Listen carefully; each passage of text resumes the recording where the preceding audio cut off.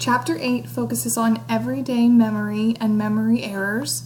In this first section, we're going to talk about autobiographical memory.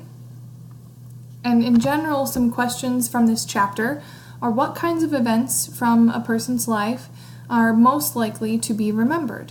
Is there something special about memory for extraordinary events like the 9/11 terrorist attacks?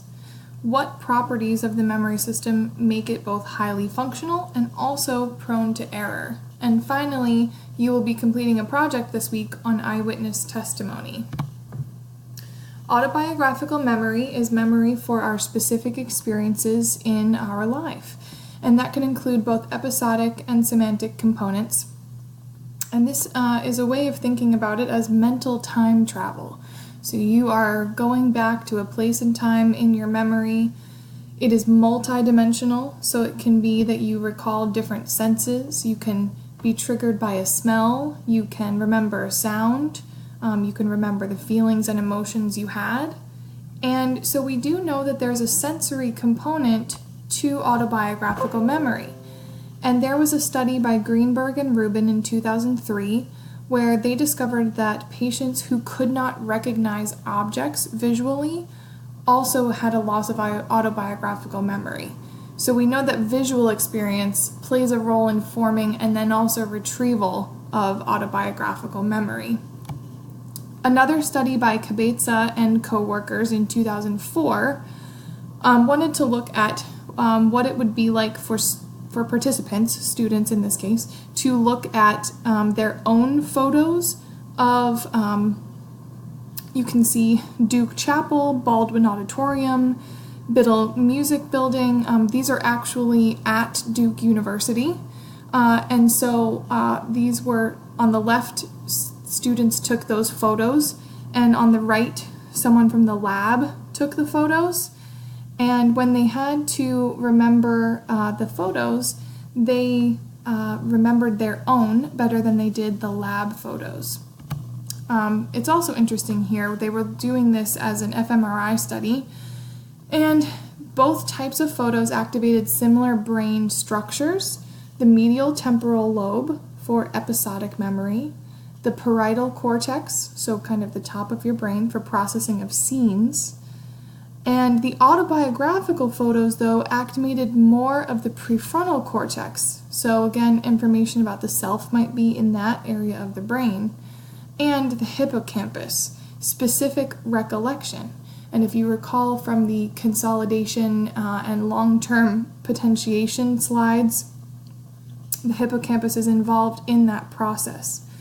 So again, this study demonstrates the richness of autobiographical memories. And you can see that here in these scans. So this is the fMRI scan. You can see that in B and C, the prefrontal cortex is activated, and then in C, the hippocampus is activated in those autobiographical photos. So what events are remembered well or best? They are significant events in a person's life, and significance has different meanings for everyone. So for me, for example, it might have been a significant event that I received my first Holy Communion as a Catholic. And for someone else, it might be a bat mitzvah. We also remember highly emotional events and specific transition points. So here we're going to talk about the reminiscence bump, another type of test for autobiographical memory. And participants over the age of 40 are asked to recall events in their lives. It's high for recent events and for events that occurred in adolescence, but then there is kind of a period where it's not as strong. And if you think back to the recency effect and the primacy effect, there is a connection there. In this reminiscence bump, this is a 55-year-old, and they are remembering that period between 10 and 30 the most. That could be that there were significant things happening in that time, that it was a highly emotional time, strong transition points were happening during that time. There are some things that we can learn about through the reminiscence bump. One is that during that period of 10 to 30, there's a lot of self-image work that happens. You are figuring out who you are, who you want to be.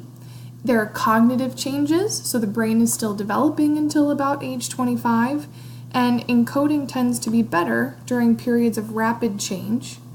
And then cultural life script, so during that 10 to 30 time frame, you are transitioning and setting kind of your culturally shared expectations.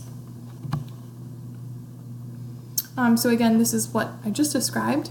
The self-image hypothesis is that memory is advanced for events that occur as self-image is being developed. And so this is adolescence and young adulthood. The cognitive hypothesis is that encoding is better during periods of rapid change. And one experiment helped us to further delve into this, and they looked at people who emigrated to the United States after young adulthood. So you can see how this changes here. If they emigrated between ages 20 and 40, the memory for events from ages 10 to 20 is strongest.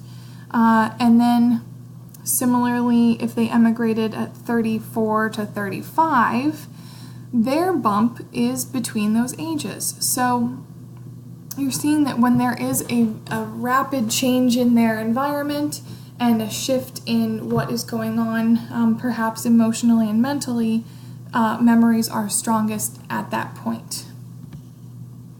So the cultural life script hypothesis was that last one, and that's that each person has a personal life story and an understanding of culturally expected events.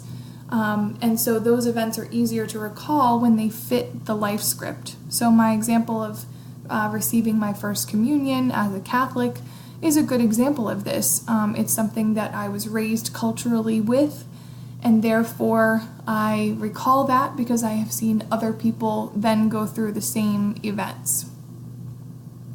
And then, of course, we discussed emotions, and emotional events are remembered more easily. Emotion also improves memory, and that makes sense too when you think about state-dependent learning.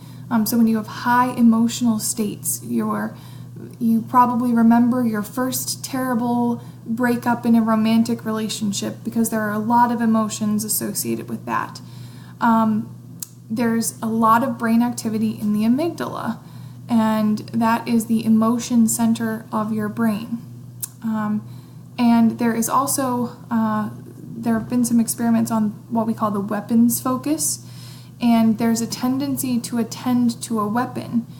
If there are photos of a crime occurring or a video of a crime occurring that does not include a weapon, the memory for details of that is actually hazier, whereas when a weapon is involved, you attend to the weapon and can remember specific things about that because it is highly emotionally charged.